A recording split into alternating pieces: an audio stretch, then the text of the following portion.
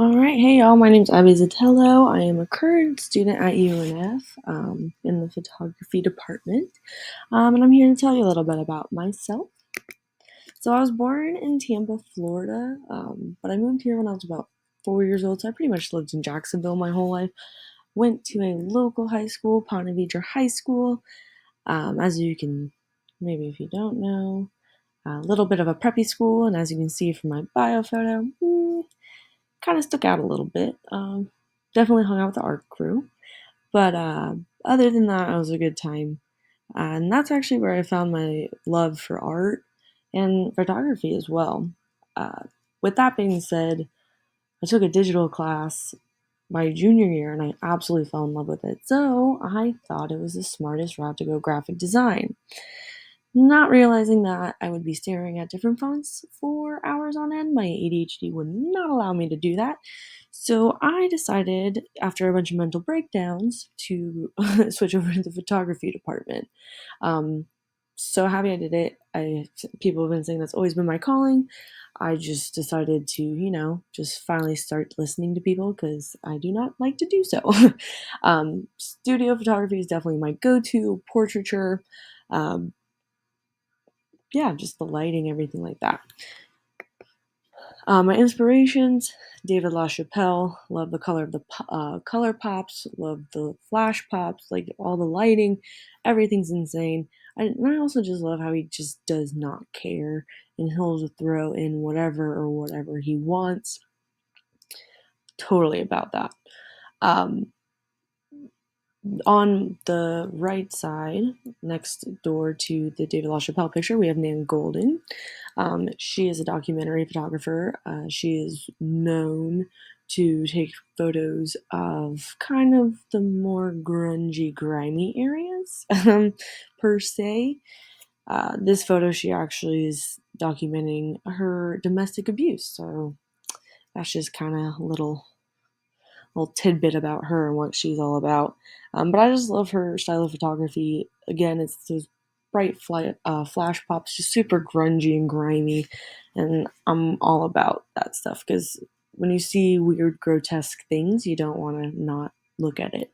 And that goes to show with music posters and videos as well. If you think about it, there's some wacky music posters, music videos, and you're just like, what am I looking at or what am I watching? I love those because yes, they're wacky, but they make you think and you're just like, what goes on in that person's head and what made them think of this? To where you, the viewer, will start kind of spewing ideas off. And that's what I kind of hope to do with my art as well. So my themes are mental illness, death, and again, personal experiences. I know a lot of us artists out there, we use art as a coping mechanism, very therapeutic. Um, I personally do. So there's a lot of things up in this brain, but sometimes they turn out to be really cool pictures, so it works out. So for my process, I do like making lists and I like sketching things out. Um, as you can see with my list, that is more so for this last project I recently did in 2020. Kind of just naming the things I want to focus on or what I want to look at. And then, as you see for these sketches, they're terrible, which I was not expecting anyone to see these. They might not make sense to you, but they make sense to me. And that's fine. So, yes, these are very, very, very limited sketches, but it automatically, like when I see it, I just like boop, boop, boop, boop, boop back into my brain and just go back to that main idea and that concept that made me spark this really bad sketch. But I also love collecting props and I have to find my models. Most recently, it's been my best friend. But I'm hoping to maybe once I'm having more time and I know more people and their schedules, I might be able to get some more um, other groups in the photo studio with me. But when it comes to props, I mostly find what I can around what I already own. Just from over the years, I just buy a bunch of random things.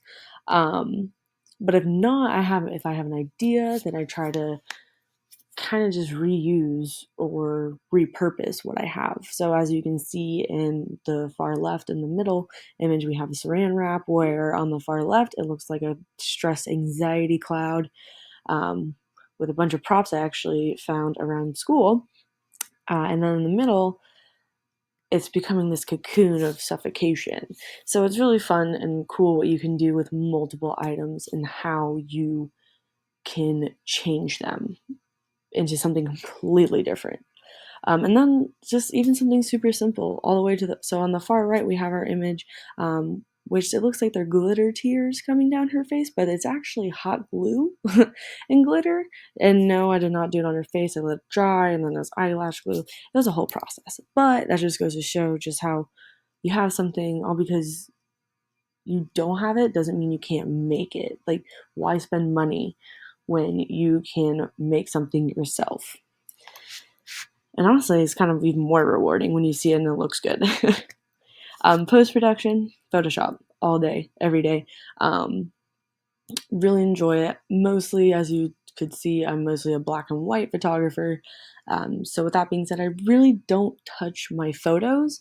The only thing I really touch is obviously the hue and saturation, the contrast, uh, where it comes, well, hue and saturation with more of the different colors, but contrast for sure. And I like to go in the camera raw and maybe touch the little texture toggle there.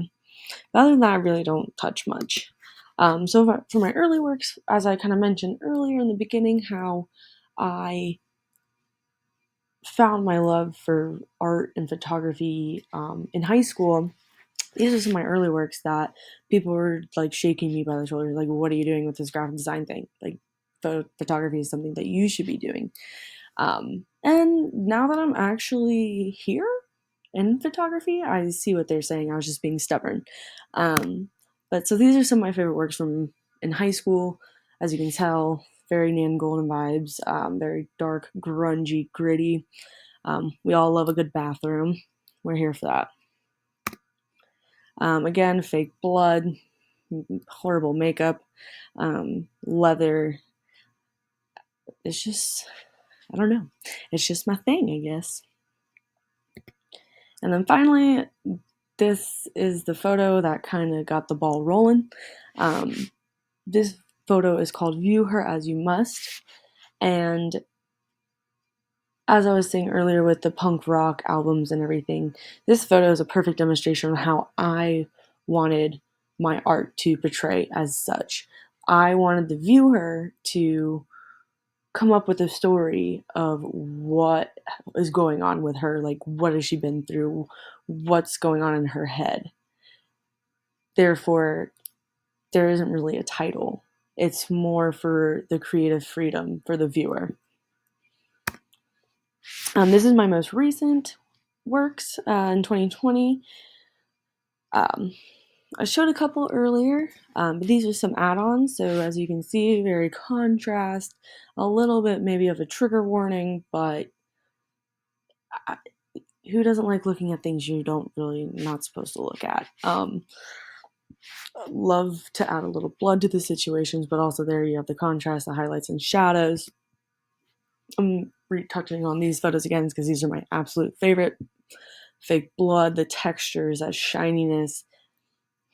It's just, I don't know, but and all these works are actually untitled as well. Kind of how what I was saying with the viewers must and everything, like, this is how I want my work to be. I don't want it titled as what mental illness it is. I want the viewer to think about it. I want them to talk. I want them to maybe pinpoint other illnesses than it is what I saw in my head, because everybody relates to mental illness very differently. But yeah, so hopefully in the future I will be maybe being a photography teacher, maybe hopefully opening one day my own independent studio. But as of right now, I'm just chugging along and doing what I need to do. So, but thank y'all.